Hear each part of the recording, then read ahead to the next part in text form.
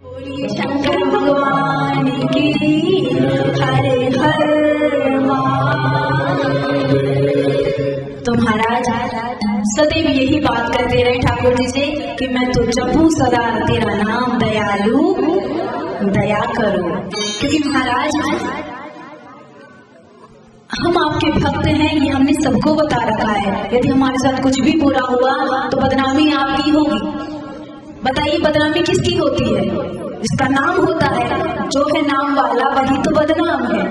तो महाराज एक छोटा सा दृष्टांत आता है कि एक बार एक राज्य के राजा का बेटा अपने पिता से लड़के दूसरे राज्य को चला गया।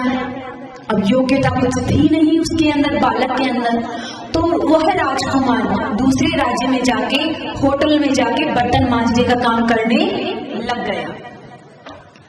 अब बर्तन मांजते मांजते बहुत समय बीता तो इस राज्य का जिसका वो राजकुमार था, वहां का एक व्यापारी दूसरे राज्य में गया और उसी होटल में उसने भोजन किया। जैसे ही महाराज भोजन किया और भोजन करने के पश्चात बर्तन उठाने के लिए वो राजकुमार आया, तब तो सेठ देखकर कहता, राजकुमार आप बर्तन उठा रहे हैं। अब तो महाराज अगले दिन क्या हुआ, न्यूज वालों ने महाराज फ्रंट लाइन में अमुक राज्य का राजा का बेटा बर्तन धोते हुए पकड़ा गया। अब आप जानते ही हैं, फिर नमक मिर्ची लगाता है। अब आप ये बताइए कि बदनामी इसमें किसकी होगी, उस राजकुमार की कि राजा की? क्यों? क्योंकि राजकुमार को कोई नहीं जानता, राजा को सब जानते हैं। जिसका नाम होता है वही बदनाम होता है। तो भक्त भी ठाकुर जी को धमकी देते हुए कहते हैं कि महाराज यदि दुर्गति प्रभु मेरी होगी तो अब की रति भी तेरी होगी। हम नंद सुतन भगवान के हैं, ये बात जगत को बता चुके। गोपाल तुम्हारे चरणों में जीवन की बाजी लगा चुके।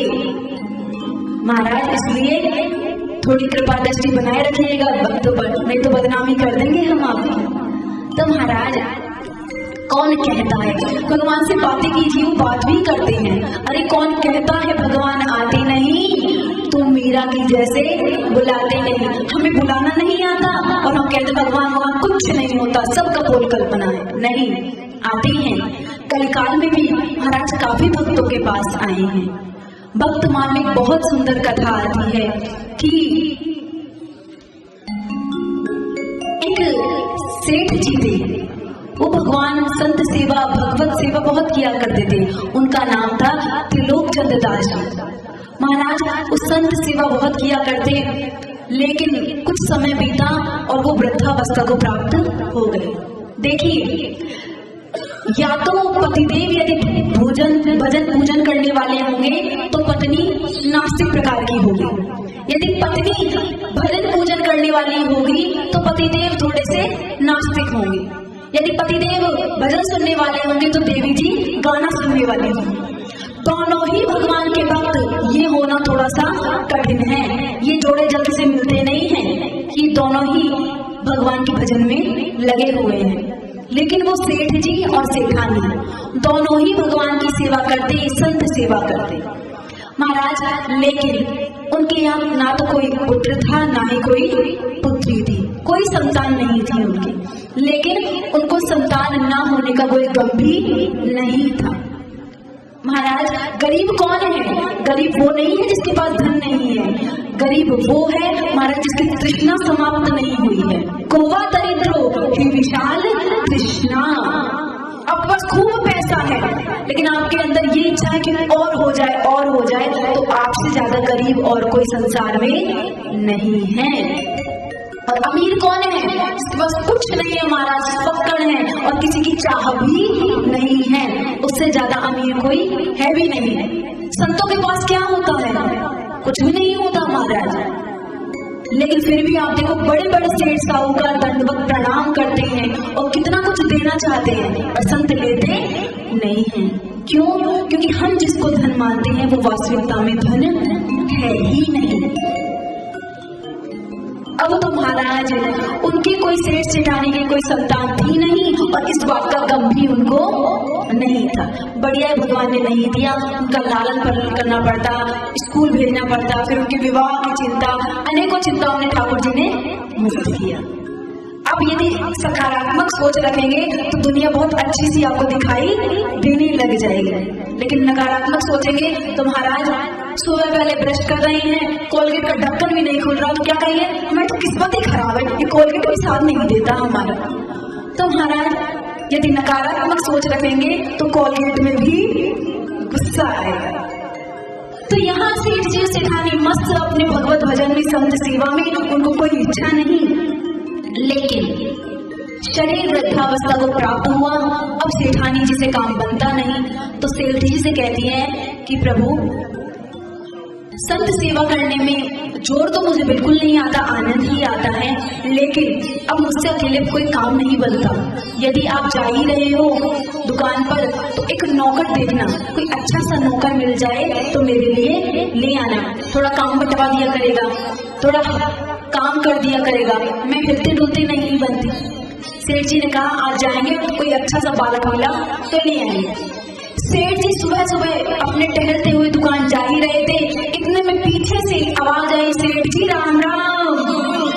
सेठ जी ने पीछे देख मुड़कर देखा तो छोटा सा माला 16 साल का बालक, बहुत ही सुंदर उसका रूप। सेठ जी ने कहा बेटा राम राम, कौन हो तुम? तो बालक कहता है अपने राम को अंतर्यामी कहते हैं। तो महाराज भक्तमान में आता है वो और कोई ठाकुर जी ही बालक बनकर आए थे। अच्छा बेटा नाम अंतर्यामी है, कहाँ रहते हो? तो कहा अपने नाम का कोई ठिकाना नहीं, कहीं भी रह जाते हैं। अब ठाकुर जी तो सही कह रहे हैं, जो भक्त जहाँ रखना चाहता है वो तो वहीं रह जाते हैं। तो बेटा माता पिता? अपने माता पिता कोई नहीं है। अब सेठ जी ने सोचा लगता है चल बसे होंगे, पर ठाकुर जी तो सही कह रहे हैं, ठाकुर जी का माता पिता कौन हो सकता है? वही जगत के माता पिता हैं। अब तो कहा कि सुबह सुबह कहाँ घूम रहे हो? तो कहा सेठ जी छोटा सा बालक हूँ, योग्यता ज्यादा है नहीं, नौकरी की तलाश में घूम रहा हूँ, कोई नौकरी मिल जाती तो सही रहता। सेठ जी को ध्यान आया आज ही तो कहा था, अभी अभी सेठानी में कोई नौकर चाहिए। अच्छा बेटा ये बताओ संत सेवा आती है?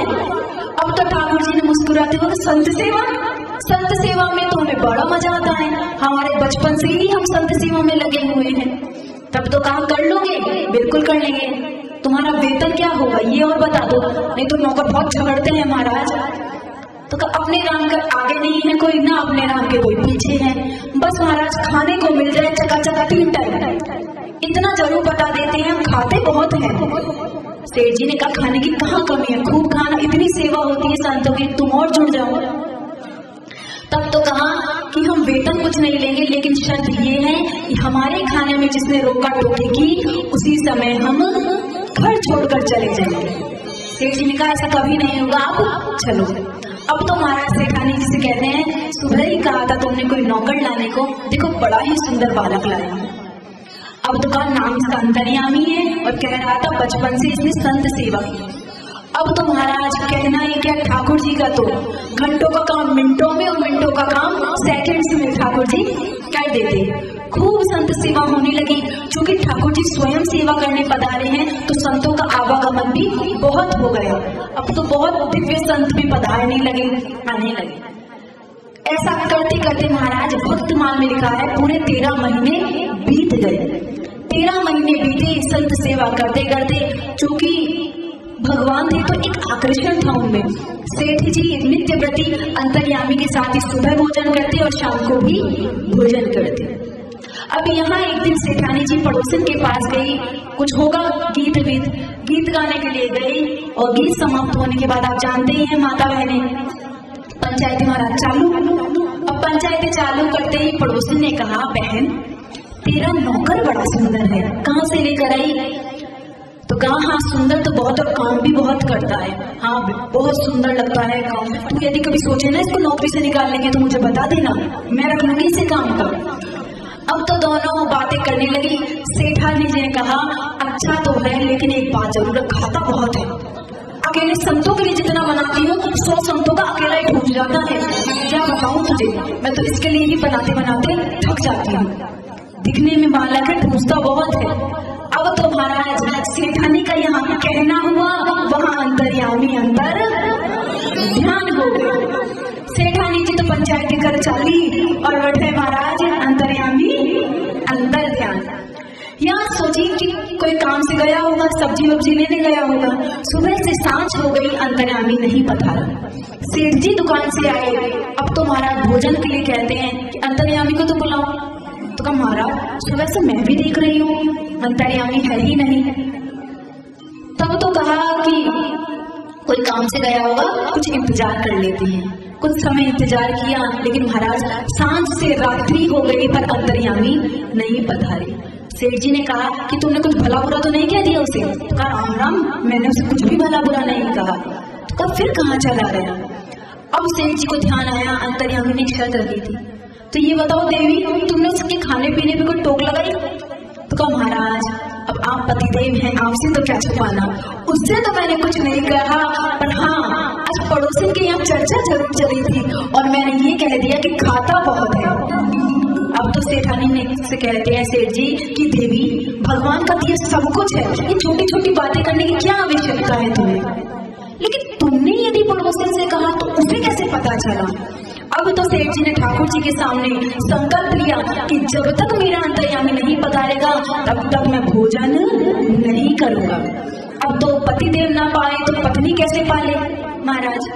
अब तो दोनों दंपति भूखे रहे, पूरे 7 दिन बीत गए। 7 दिन के बाद स्वयं ठाकुर जी उस मूर्ति में से पधारे महाराज जी, पधारे और पधारने के पश्चात कहते हैं कि संत ठाकुर जी सेठ जी से कि सेठ जी संत सेवा आपके यहाँ होती थी, आनंद आता था, तो मैंने सोचा चल के सेवा की जाए।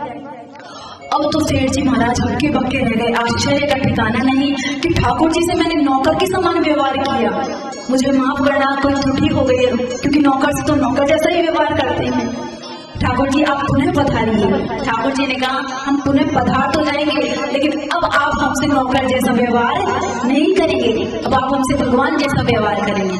इसलिए हम ना तो सेठानी जी से परेशान हैं और ना ही आपसे कोई शिकायत है, आप तो प्रेम से सेवा कीजिए। तो महाराज ये कोई द्वापर त्रेता की कथा नहीं है, इसी कलिकाल में वर्तमान में इसी कलिकाल की बात बताई गई है कि ठाकुर जी स्वयं आए। तो महाराज भगवान नौकर बनने को भी तैयार है, कब आप उन्हें बनाओ तब, इतना प्रेम होना चाहिए आप में, वो नौकर बन जाएंगे, पति बन जाएंगे, महाराज सखा बन जाएंगे, सब कुछ बनने को तैयार है। कब? बस प्रेम। भगवान कहते हैं प्रेम का भूखा हूँ मैं, प्रेम ही एक सार है, प्रेम से भज लो मुझे तो भव से बेड़ा पार है। प्रेम वाले भक्त का भगवान पर ही भार है, इसीलिए पार ब्रह्म का होता यहाँ अवतार है। तो महाराज भगवान के पास सब कुछ है, लेकिन बस राम ही केवल प्रेम प्यारा, भगवान को केवल प्रेम चाहिए आपसे और वो कुछ नहीं चाहते। पर हमारे साथ समस्या एक है, क्या कि महाराज पदार्थ के भूखे हैं ये संसारी और प्रेम के भूखे हैं परमात्मा, पर हम प्रेम तो करते हैं संसारियों से और पदार्थ चढ़ाते हैं ठाकुर जी को। हे ठाकुर जी महाराज मेरा पोता हो जाए तो इस बार 56 भोग मेरी तरफ से भी, मेरा ये काम हो जाए, एक कथा हमारी तरफ से। तो भगवान कहते हैं कि पदार्थ के भूखे संसारी हैं पर पदार्थ चढ़ाते मुझे हैं, मुझे तो तुमसे प्रेम चाहिए। और महाराज कहते हैं नीति प्रीति परमार्थ स्वार्थ को न राम समझ जाने यथार्थ। प्रेम के सच्चे अधिकारी हमारे राम जी हैं। राम जी प्रेम निभाना भी जानते हैं और प्रेम आपसे करना भी जानते हैं। बहुत सुंदर इस प्रकार बात की गई और अंत में शिव जी को प्रणाम किया गया कि ऐसे शिव जी को हम आप सब प्रणाम करते हैं जिनकी कथा श्रवण करने से मंगल ही मंगल हो जाता है। अब महाराज 1000 वर्ष का सत्संग सत्र चल रहा है, किस किस के बीच में? शौनकादि ऋषि 88,000 और सूत जी के बीच में। यहाँ प्रयागराज में प्रश्न करते हैं और प्रयागराज कैसा है? धर्म क्षेत्रे महाक्षेत्रे गंगा कालिंदी संगमे प्रयागे परमे पुण्ये ब्रह्मलोकस्य वर्धमनि। धर्म क्षेत्र महाराज जहाँ धर्म कर्म कार्य होते ही रहते हैं उसे कहते हैं प्रयागराज अथवा यज्ञ, जहाँ सबसे पहले यज्ञ करने की परंपरा चलाई गई वही है प्रयाग। और प्रयाग कैसा है महाराज? माघ मकर गति रवि जब होई, तीर्थपति आवे सब कोई। ये तो महाराज तीर्थों के राजा हैं, प्रयागराज हैं। अब तो कहा कि समस्त जो तीर्थ हैं वो प्रयागराज में ही आके समाते हैं। वहां पर 1000 वर्ष का सत्र चल रहा है और रोमहर्षण जिन सूत जी का नाम है वो कथा सुना रहे हैं, जो आयु में मात्र 18 वर्ष के हैं और जिन ऋषियों की उम्र हजारों वर्ष है, ऐसे सौनकादि ऋषि श्रोता बनकर कथा सुन रहे हैं। और सुनते सुनते महाराज प्रश्न करते हैं, तत्र सत्र समाकर्ण्य व्यास शिष्यो महामुनि, आज गाम मुनि द्रष्टुम सूत पौराणिक उत्तमम। कि महाराज आप पुराणों के ज्ञाता हैं, आपने समस्त पुराणों का वाचन किया है, श्रवण किया है और अपने गुरुदेव व्यास जी से समस्त पुराणों को सुना है। हम आपसे वही पुराण सुनना चाहते हैं जो शीघ्र अतिशीघ्र इस जीव का कल्याण कर दे, जो भक्ति ज्ञान वैराग्य को बढ़ाए, विवेक को बढ़ाए। ऐसी कोई कथा आप हमको सुनाइए और हमारे चित्त में ये जो उथल पुथल मच रही है, जो अशांति है, उसे शांत करे। कुछ ऐसी कथा आप हमको सुनाइए। हमारे कान तरस रहे हैं, इन कानों में अपनी कथा अमृत रूपी औषधि को डालिए, जिससे हमारे कान भी महाराज सुखी हो जाए। बहुत सुंदर इस प्रकार कथा कही और कहा कि शास्त्रों के आप मर्मज्ञ हैं, शास्त्रों की जो भाषा है इसको सुनने में जानने में हर कोई समर्थ नहीं है। आपने इसको पढ़ा है, गुना है। हमारा शास्त्र किसे कहते हैं? तो कहते हैं शासनात् त्रायते इति शास्त्रः। जो आपके ऊपर शासन करके आपका कल्याण कर देते हैं, शासन। हमें सत्य बोलना चाहिए, कहाँ लिखा हुआ है? इन शास्त्रों में ही तो लिखा है। हमें सत्य बोलो, सत्य तौलो, ये सब शास्त्र ही सिखाते हैं। और क्या कहते हैं? अगर आप सत्य बोलोगे तो आपको पुण्य मिलेगा, यदि झूठ बोलोगे तो आपको पाप लगेगा। तो महाराज जैसे किसी बालक को कोई औषधि खिलानी हो तो माँ प्रलोभन देती है कि ये दवाई खा ले, तुझे चॉकलेट दूंगी, तो बालक जल्दी से खा लेता है। उसी प्रकार हमारे शास्त्रों ने भी हमें प्रलोभन दिया है कि सत्य बोलोगे तो आपको पुण्य मिलेगा, आपकी सद्गति होगी, आपको स्वर्ग मिलेगा। स्वर्ग का लड्डू दिखा दिखा कर हमसे अच्छे काम करवाए गए हैं। क्योंकि महाराज बुरे कामों में प्रवृत्ति सहजता से हो जाती है। झूठ बोलने के लिए कहना नहीं पड़ता, अंदर से निकलता है, लेकिन सच बोलने के लिए बार बार माथे में डालना पड़ता है। सच बोलना चाहिए, सत्संग में सुना था, सच बोलना चाहिए, सच बोलना चाहिए, तब जाके 10 बार सोचेंगे, एक बार सच निकलेगा। लेकिन झूठ बोलने के लिए तो महाराज इतना सहजता में निकल जाता है कि कहना ही क्या। तो कहने का आश्चर्य ये है, तात्पर्य ये है कि महाराज आपको स्वर्ग की जो बात बताई गई है वो इसलिए बताई गई है कि आपकी सत्कर्म में प्रवृत्ति हो सके। तो यहाँ कहते हैं कि महाराज आपने शास्त्रों के ज्ञाता हैं, आप बताइए। प्राप्ति कलयुगे घोरे नरा पुण्य विवर्जिता, दुराचार रता सर्वे सत्य वार्ता परामुखः। कि जो कलयुग का प्राणी है प्राय दुष्ट प्रवृत्ति का हो जाएगा। और कहा नरा पुण्य विवर्जिता। पहले लोग महाराज पाप करने से परहेज करते थे। राम राम, हम नहीं ले धन, न जाने कहाँ है, कैसा है, रास्ते का पड़ा हुआ धन नहीं लेते थे, न जाने कैसा है, हम लेकर जाएंगे, तुम्हारी संतान दुष्ट हो जाएगी, उसकी बुद्धि खराब हो जाएगी। तो पहले महाराज पाप करने से परहेज करते थे और आजकल पुण्य करने से परहेज करते हैं। ऐसा ना हो हमसे कोई पुण्य बन जाए गलती से। तो ऐसे लोगों का कैसे कल्याण होगा जो ना सत्य ना ही महाराज कोई पुण्यकारी कार्य करते हैं और दुराचार रहता, प्राय दुराचार में ही महाराज लग गए हैं, सत्य वार्ता मुखान सत्य भी नहीं बोलते। तो ऐसे लोगों का कैसे कल्याण हो, उनके कल्याण का कोई साधन आप हमें बताइए।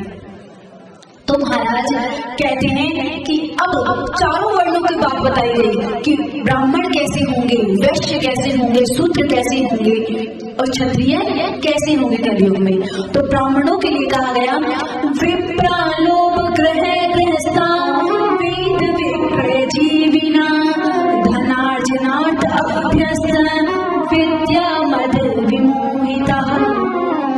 कलयुग के ब्राह्मण होंगे वो कैसे होंगे महाराज, पैसों के लिए वेदों को बेचना प्रारंभ कर देंगे।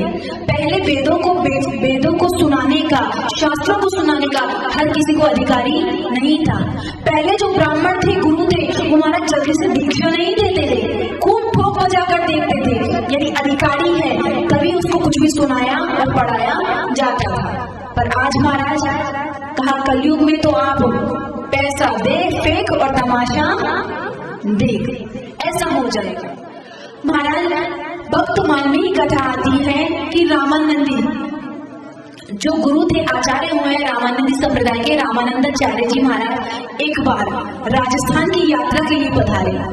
चतुर्मासा करने के लिए राजस्थान में पधारे तो राजस्थान के एक बहुत बड़े राजा थे जिनका नाम था पीपाजी महाराज। तो वो जो पीपाजी महाराज थे उन्होंने रामानंदी जी का महाराज बहुत नाम सुना, तो सोचा कि हम भी जाकर दीक्षा लेते हैं। तो खूब गाजे बाजों सहित राजा जी चल दिए और महाराज मार्ग में जाकर जा ही रहे थे तो एक संत अपने अलमस्त मगन में महाराज आराम से घूम रहे और वही राजा ने पूछा कि यहाँ आपने सुना है कोई रामानंदी जी पधारे हैं, वो संत कहाँ ठहरे हुए हैं।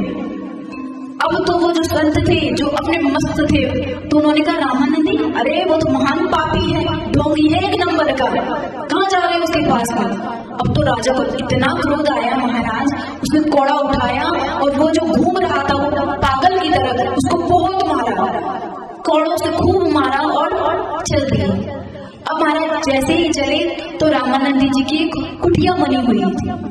अब उस कुटिया में जाने के लिए पूछा तो कहा उन शिष्यों ने कि हम जाके गुरुदेव से पूछते हैं कि वो आ जाए या नहीं आया।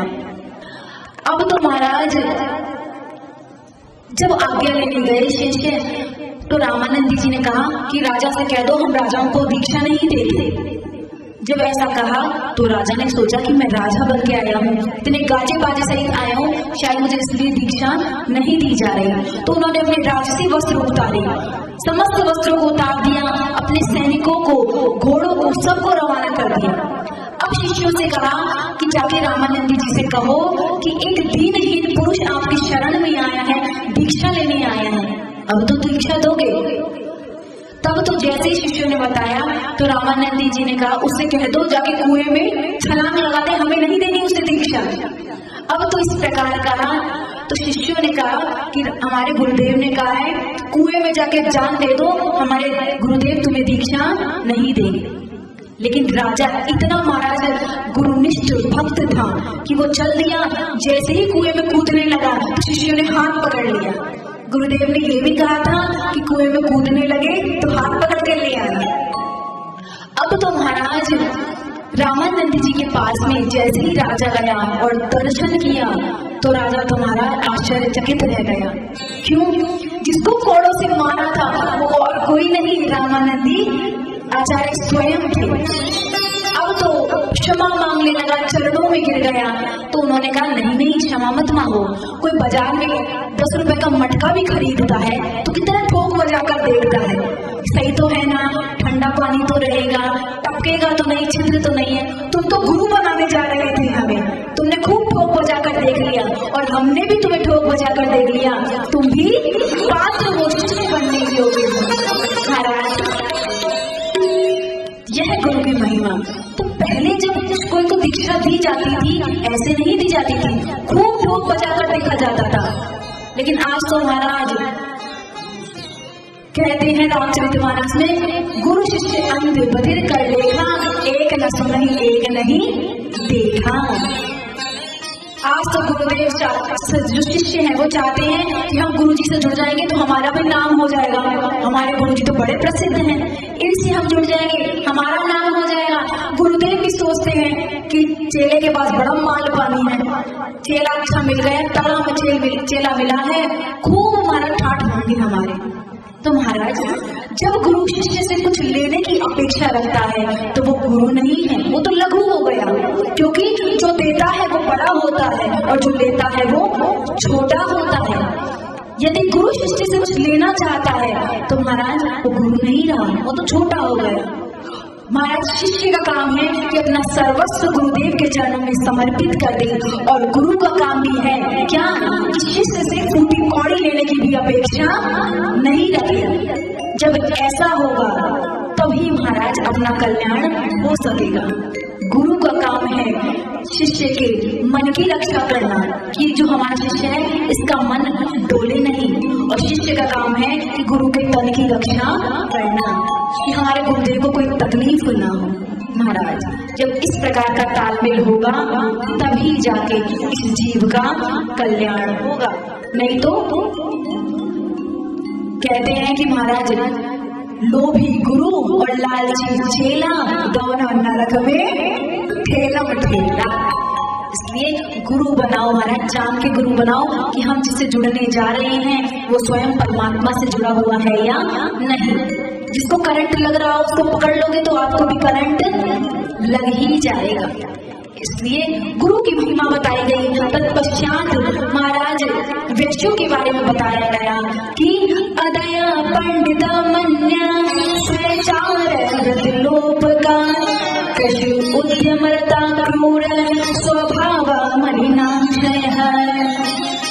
कि कलयुग के व्यापारी कैसे होंगे महाराज? पहले जब व्यापार किया जाता था तो एक जो मुनाफा था वो फिक्स था कि किसी से 2% लेना है तो 2 ही लेना है, चाहे राजा आ जाए उससे भी मुनाफा 2% लेना है, और कोई रंग भी आ जाए गरीब से गरीब उससे भी 2% ही लेना है। लेकिन व्यापारी कैसे हो जाएंगे? तो कहा गया कि क्रूर स्वभाव मलिनाशय। देख लिया सामने वाली पार्टी तगड़ी है, जितना लूट सकते हैं लूट लो, और जिससे नहीं लूट सकते उसे कम लूटो। तो कहा ऐसा नहीं, अपने व्यापार का भी एक नियम होता है, कायदा होता है। तो कहा कलयुग में व्यापारी भी नियम कायदे से हीन हो जाएंगे। और क्षत्रिय तथा सर्वे स्वधर्म त्यागशीलिना असत्संगा पापरता व्यभिचार परायण। पहले क्षत्रियों का कार्य क्या था? क्षत्रियों का कार्य था कि महाराज सभी की रक्षा करना, लेकिन आजकल क्षत्रिय भीरू हो जाएंगे। कलयुग में जो क्षत्रिय होंगे वो भीरू स्वभाव के हो जाएंगे। और अंतिम जो चतुर्थ वर्ण के लोग हैं, जो चतुर्थ हैं, वो कैसे होंगे? वो महाराज प्रातः काल उठेंगे, नित्य संध्या उपासना करेंगे, और पंडितों से भी ज्यादा भगवत सेवा करेंगे। ये बहुत कलयुग की बात बताई गई कि महाराज ऐसा कलयुग आएगा तो क्या किया जाए?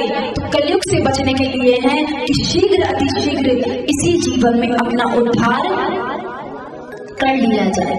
तो बहुत सुंदर महाराज वर्णन करते हुए कहते हैं, साधु पृष्ठम साधवो वरसैलोके हितकारकं गुरु स्मृत्वा भवस्नेहान् वक्षेत शुतारदान्। बहुत सुंदर इस प्रकार से प्रश्न किया गया कि हमें क्या करना चाहिए। अब तो सूत जी ने कहा कि हम अब तुम्हें बहुत सुंदर शिव पुराण की कथा सुनाने वाले हैं, जिसके श्रवण मात्र से ही तत्काल इस जीव का कल्याण हो जाएगा। इससे पहले हम अपने गुरुदेव का थोड़ा सा स्मरण कर लें। आइए, वो भी अपने गुरुदेव का स्मरण कर रहे हैं, आप और हम भी अपने गुरुदेव का स्मरण करेंगे। मेरे सद्गुरु दीन दयाल काग से हंस बनाते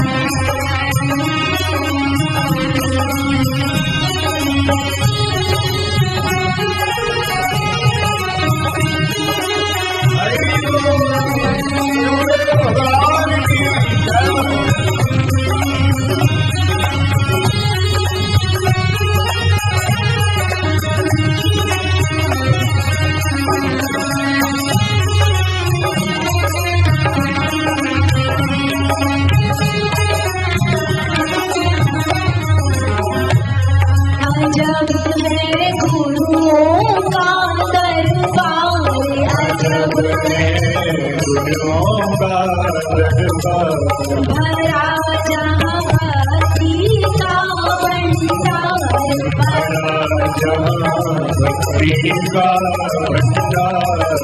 अमृत खूब पिलाते हैं कि मन की प्यास बुझाते हैं,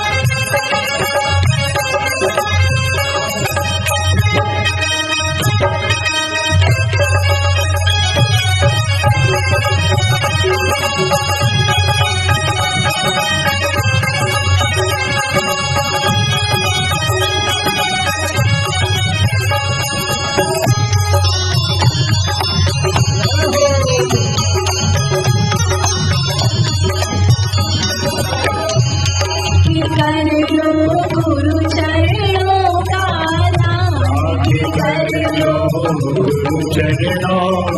ध्यान, ये तुमसे कहते संत सुजान,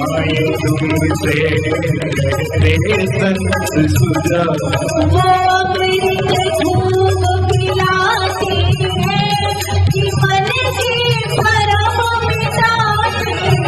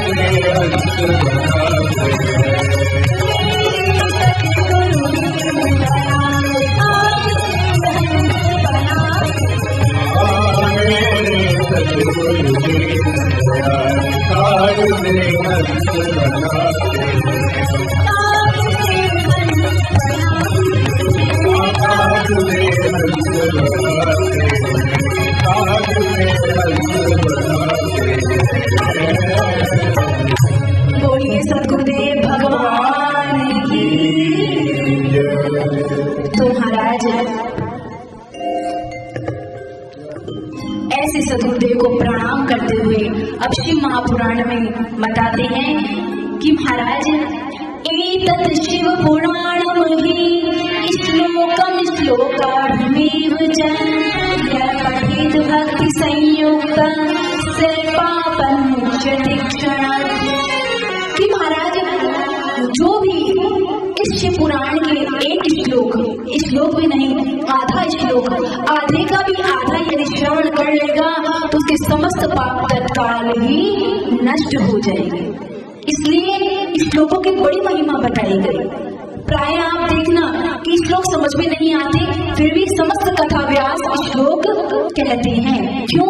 क्योंकि महाराज इनके तो श्रवण मात्र से ही कल्याण हो जाता है। जैसे ये जो मंत्र है, श्लोक है, ये जड़ नहीं है, ये चैतन्य है, ये काम करते हैं। जैसे महाराज किसी ने कह दिया कि आपके मार्गेश लगा हुआ है, आपकी मृत्यु निश्चित है, पंडित जी ने बताया महामृत्युंजय का जाप करो, तो महामृत्युंजय के जाप से आपकी मृत्यु टल जाती है। क्यों? क्योंकि महाराज ये जो मंत्र होते हैं, श्लोक होते हैं, ये चैतन्य होते हैं। ये समझ में आए या ना आए, पर इनका श्रवण अवश्य करते रहना चाहिए। तो कहते हैं तां रुद्र संहितायस्तु संपठेद् वटबिल्वयो प्रदक्षिणां प्रकुर्वाणो ब्रह्म हत्या निवर्तते। कि आपसे कोई गौड़ महापाप बन गया है तो महाराज उस पाप से बचने के लिए आप क्या कीजिए, शिव पुराण की रुद्र संहिता का पाठ करते हुए बिल्व वृक्ष का प्रदक्षिणा कीजिए, अथवा महाराज उसकी परिक्रमा लगाइए। उसकी परिक्रमा लगाने से आपसे कोई भारी महापाप बन गया है वो तत्काल ही उससे आपकी मुक्ति हो जाएगी। अब तो महाराज बताया गया कि हम शिव पुराण में प्रवेश करें। शिव का स्वरूप बताया गया कि शिव कैसे हैं, जो संसार के आदि मध्य और अंत सदैव निवास करते हैं, जो सृष्टि उत्पन्न करते हैं, प्रलय करते हैं और इसका पालन करते हैं और अंत में इसका संहार कर देते हैं। प्रश्न उत्पन्न ये हुआ कि महाराज जो बनाएगा वो मिटाएगा क्यों? जिसने इतनी सुंदर सृष्टि बनाई है वो मिटाएगा क्यों? जब ये प्रश्न हुआ तो उत्तर दिया गया कि आपने देखा होगा प्राय बच्चे मिट्टी के घरौंदे बनाते हैं, घर बनाते हैं महाराज, सुबह से शाम तक बड़ी मेहनत करते हैं, उसके बाद में खूब खेलते हैं और जब मन भर जाता है एक लात मारते हैं और पूरे घर को मिटा देते हैं। अथवा किसान खेत बोता है, खेत की रक्षा भी करता है, पर महाराज जब समय आ जाता है तो वो किसान उस खेत को काट भी लेता है, क्योंकि वो जानता है अब समय हो गया है, अब फसल पक गई है, यदि अब इसे काटा नहीं गया तो महाराज ये भूमि को भी खराब कर देगी। उसी प्रकार परमात्मा इस सृष्टि का निर्माण करते हैं, उत्पत्ति करते हैं और प्रत्येक जीव को कर्मानुसार जन्म देते हैं और बहुत सुंदर सृष्टि चल रही होती है। लेकिन जब परमात्मा देखता है कि अब गड़बड़ी हो रही है, मैंने तो बड़ा सहयोगी बनाया था, बड़ी परोपकारी स्वभाव वाला बनाया था, लेकिन अब देखते हैं कि गड़बड़ी हो रही है, तो प्रभु क्या करते हैं, प्रलय कर देते हैं और समस्त जीव उस प्रलय के जल में समाप्त हो जाते। अथवा जब परमात्मा अकेला रहता है तो उसे क्रीड़ा करने की एक मन होता है, जब क्रीड़ा करने का मन होता है समस्त सृष्टि बनाता है और हम लोग कौन है, हम सभी तो उसके क्रीड़ा मर्ग हैं। महाराज कठपुतली है, हमसे खूब खेलता है, जैसे चाहता है वैसे नचाता है और जब मन भर जाता है तो सृष्टि का प्रलय कर देता है। उसके बाद में बताया गया कि जो शिव सच्चिदानंद स्वरूप है ऐसे शिव को भी हम प्रणाम करते हैं। कैसे? तो कहा कि जो सत है सदैव एक सा बना रहता है। महाराज हमारे जीवन में तो आज प्रसन्न है, कल जाके घर में टेंशन हो गई, फिर खुश हो गए, फिर दुखी हो गए। हमारे जीवन में तो सुख दुख चलता रहता है, पर परमात्मा सुखी दुखी नहीं होता। परमात्मा का तो एक स्वरूप है, वो है आनंद। वो सदैव आनंद में रहता है, एक सा बना रहता है, वो आनंद स्वरूप है। परमात्मा ज्ञान स्वरूप है, समस्त ज्ञान का भंडार है। महाराज आगे वर्णन आएगा कि जब भोलेनाथ ने प्रथम बार डमरू को बजाया था तो उस डमरू से 14 स्वर निकले। महाराज 14 सूत्र निकले और उन्हीं 14 सूत्र से व्याकरण बनी और व्याकरण से महाराज समस्त और वेद के बाद समस्त शास्त्र बने। तो जिसके डमरू में इतनी शक्ति है समस्त वेदों के को उत्पन्न करने की, उसमें स्वयं में कितनी होगी। तो वो परमात्मा कैसा है, ज्ञान का भंडार है। और एक हुआ सत्य जो एक सा है, ना कभी बढ़ता है, ना कभी छोटा होता है, ना कभी मोटा होता है, ना कभी पतला होता है, सदैव एक सा ही जो बना रहता है। ऐसे सत्य चित्त और आनंद स्वरूप परमात्मा को हम सभी प्रणाम करते हैं। आपने सबने सुना होगा कि प्राय सभी कहते हैं क्या, ईश्वर जीव अंश अविनाशी चेतन अमल सहज सुख राशि। हम सभी परमात्मा के बच्चे हैं, कहते हैं या नहीं? हम आत्मा है, जीव परमात्मा है, हम अंशी है, वो अंश है। हम बिंदु है वो सिंधु है, सब कहते हैं। तो महाराज आपके बेटा और आपका कुछ ना कुछ तो आप दोनों में समानता होगी ही होगी या नहीं? तभी तो वो आपका बेटा रह जाएगा। तो परमात्मा यदि हमारे पिता हैं तो इसका क्या प्रमाण है? इसका प्रमाण क्या है? हम में क्या समरूपता है? तो संत उत्तर देते हुए कहते हैं, एक बात बताइए, आप में से कोई भी मरना चाहता है क्या? कोई भी मरना नहीं चाहता। पूछ लीजिए, मरना चाहते हो? कोई नहीं मरना चाहता। क्यों? क्योंकि हम सदैव जीना चाहते हैं, क्योंकि हमारे जो पिता हैं, परमात्मा है, वो स्वयं कैसे हैं? अमर हैं, अविनाशी हैं। इसलिए हमारे अंदर भी ये चाहना है कि हम भी अमर बने रहें। आप सब ये देखना, आप प्रत्येक पग पग में पूछते हैं, ऐसा क्यों, वैसा क्यों, ऐसा क्यों कर दिया उसने? आप क्यों आप जानना चाहते हैं या नहीं? ऐसा क्यों, वैसा क्यों, कहाँ गए थे, क्यों गए थे? क्योंकि हम पूर्ण ज्ञानी बनना चाहते हैं, क्योंकि हमारे जो परमात्मा है वो कैसे हैं? ज्ञान के स्वरूप हैं। तो बालक तो पिता के जैसा बनना चाहेगा ही, स्वाभाविक है। और तीसरा है आनंद। हम सभी सुखी होना चाहते हैं, सुखी होना चाहते ही नहीं है, सुखी होने के लिए पग पग पर प्रयास कर रहे हैं। महाराज सुबह से शाम तक काम करते हैं, क्यों करते हैं? सुखी होने के लिए, सुखी हो जाएं, सुखी हो जाएं। क्यों? क्योंकि हम सदैव सुखी होना चाहते हैं। हमारा जो परम पिता है, परमात्मा है, वो सदैव आनंदमय है। तो यही हमारे अंदर कुछ महाराज गुण हैं जो परमात्मा से हमें समरूप बनाते हैं। जैसे महाराज आप समुद्र से एक लोटा जल लेकर आओ, आप जल लेकर आए एक लोटा। अब यदि आपने देखा जाए तो गुण की दृष्टि से जो पानी यहाँ है वो पानी समुद्र में है, लेकिन मात्रा की दृष्टि से देखा जाए तो ये कैसा है? ये थोड़ा है और वो ज्यादा है। तो उसी प्रकार हम बिंदु हैं, वो सिंधु है, और हम सदैव प्रयास करते रहते हैं सिंधु में मिलने का। बहुत सुंदर इस प्रकार परमात्मा के बारे में प्रश्न किया गया। और अब पूछा गया कि ये व्यक्ति शीघ्र अतिशीघ्र अपना कल्याण करे, उसका क्या साधन है? तो कहा यदि जीव 3 बातों को ध्यान में रख ले तो इसका जल्दी से जल्दी कल्याण हो जाएगा। और महाराज 3 बातें बताते हुए कहते हैं, त्रिकम साधुनम मुक्ति शिवेन मम भाषितम श्रवणादितिकम ब्रह्मन् कुलेश्वेति मोरमुः। यदि आप शीघ्रता से प्रभु को प्रसन्न करना चाहते हैं तो 3 बातों का अभ्यास करो। किसका? पहला है श्रवण, दूसरा है मनन और तीसरा है कीर्तन। भगवान की ज्यादा से ज्यादा कथा सुनने की आदत डालो। क्यों? क्योंकि महाराज जब तक किसी के बारे में सुनेंगे नहीं तब तक हमें समझ में आएगा नहीं उसका स्वरूप कैसा है, उसका स्वभाव कैसा है। देखिए, आपके सामने कोई बहुत बड़ा व्यक्तित्व आकर बैठ जाएगा, आपने सुना नहीं उसके बारे में, प्रणाम भी नहीं करोगे। जब पता चलेगा कि तो फलाने मंत्री हैं तो आप प्रणाम करोगे, महाराज उसको सम्मान दोगे। तो कब दिया आपने सम्मान? जब आपने उसके बारे में सुना। क्योंकि रामचरितमानस में कहते हैं, जाने बिना न होए प्रतीति और बिन प्रतीति होए नहीं प्रीति। जब तक किसी को जानते नहीं है तब तक उसमें प्रेम हमारा उत्पन्न होता नहीं है। इसलिए ज्यादा से ज्यादा आप सुनो। तुलसीदास जी महाराज जी को महाराज आप जानते हैं, उन्होंने पूरी रामचरितमानस किसको सुनाई है? अपने मन को सुनाई है। और महाराज रामचरितमानस को लिखते लिखते जब अहिल्या का प्रसंग आया, और अहिल्या का प्रसंग आते ही जब प्रभु के चरित्र का वर्णन करके वो भाव व्याकुल हो गए, तब देखा कि पाषाण पड़ी हुई थी, जंगल में थी, खगमृग जीव जंतु दहनाई, जहाँ कोई जीव जंतु भी नहीं जाता था।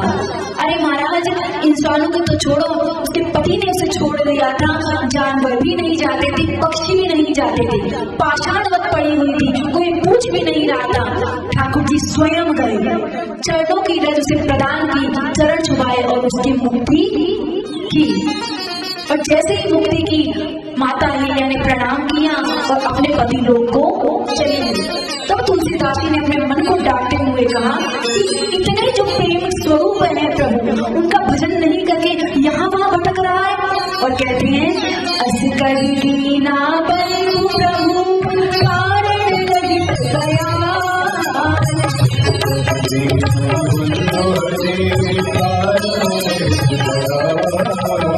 तुलसीदास प्रसाद भजन सारी कपट जंजाल।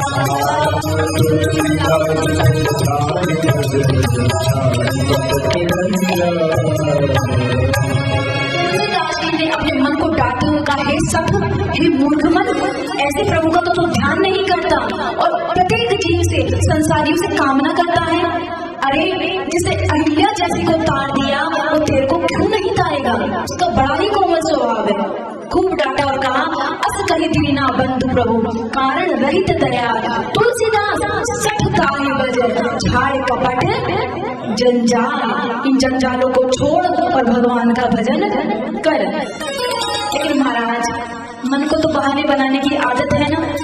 मन तो कहता है कि अब भजन ही करना है, करेंगे क्या, जीवन ही भजन के लिए है। बस किराए के मकान में रह रहे हैं, भगवान एक घर का मकान बना दे, भजन ही तो करना है। किराए के मकान में तो ये मालकिन चिक चिक चिक चिक करती रहती है, तो महाराज भजन ही नहीं हो पाता। प्रभु ने कृपा करी और बहुत सुंदर आपका एक घर बना दिया। अब घर बना तो कहा अब भजन कर। अब मन ने कहा कि घर तो बन गया पर शहर से बहुत दूर बना है, सिटी में जाना पड़ता है रोज। एक गाड़ी हो जाती तो समय बचता। बस से जाते हैं 1.5 घंटे लग जाते हैं, खुद की गाड़ी हुई तो उठा के चल दिया जाए। तो कहा एक बार गाड़ी आ जाए, बस भजन ही तो करना है फिर, और करना है क्या है। ठाकुर जी की कृपा हुई, बढ़िया चकाचक गाड़ी भी दिला दिया आपको। फिर कहा अब भजन करो। तो भजन तो कर लेते पर गर्मी बहुत पड़ती है, ध्यान लगाने बैठते हैं, पसीना पसीना आता है तो बैठते नहीं बनता। एसी लग जाए तो महाराज भजन ही तो करना है, शरीर ही भजन के लिए दिया है। ठाकुर जी की कृपा हुई महाराज, एसी भी लग गया, अब भजन करो। तो कहते हैं भजन तो कर लेते, लेकिन महाराज अभी मेरे बेटे की शादी 5 साल बीत गए, ना तो कोई पोता है ना कोई पोती, उसी को लेते हुए फिरती रहती हूँ, कभी इस डॉक्टर पे, कभी इस तांत्रिक पे, कभी इस माता जी पे। एक बार एक नाती पोता का मुंह देख लो, फिर भजन ही तो करना ही क्या है। महाराज ठाकुर जी की दया से बहुत सुंदर पोता हुआ। अब महाराज बहू नौकरी पे चली जाती है, बेटा दुकान चला जाता है। इस बेटे को बड़ा हो जाए थोड़ा सा, भजन ही तो करना है। अब तो महाराज बेटा भी बड़ा हो गया, अब पोते की शादी हो जाती तो भजन ही तो करना है। ऐसा कहते कहते महाराज यमराज के दूत आ जाते हैं और भजन का कभी मुहूर्त निकलता ही नहीं है। जिंदगी जब तक रहेगी फुर्सत न होगी काम से, कुछ समय ऐसा निकालो प्रेम कर लो राम से। क्योंकि फुर्सत का समय मिलता नहीं है निकालना। आप यहाँ आ गए तो आपको पीछे से करोड़ों का नुकसान हो रहा है क्या? कुछ नहीं होगा महाराज, वैसे की वैसी जिंदगी चल रही है। हो सकता है बहुत ज्यादा प्रसन्न हो कि 7 दिन के लिए टेंशन फ्री हो गई, तो हमें ऐसा लगता है कि हम रहेंगे तो ऐसा होगा। नहीं, आप नहीं होंगे तो जिंदगी और बेहतर हो जाएगी लोगों की, लेकिन हम हैं कि छोड़ना चाहते ही नहीं है। तो महाराज बताया गया कि ये कब होगा, मन को बहुत सुनाओ। तुलसीदास जी ने मन को कथा सुनाई, जब अहिल्या की कथा सुनाई तब जाके मन व्याकुल हुआ और भजन में लगा। इसलिए सबसे पहला साधन कौन सा है? हरे हरे महादेव काशी विश्वनाथ गंगे, हरे हरे महादेव हरे हरे महादेव शंभो काशी विश्वनाथ गंगे, हरे हरे महादेव शंभो काशी विश्वनाथ गंगे,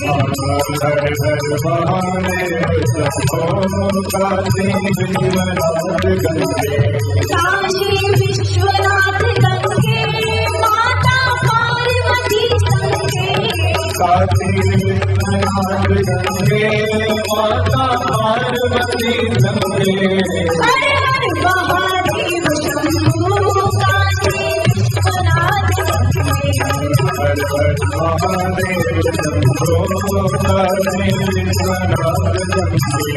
काशी विश्वनाथ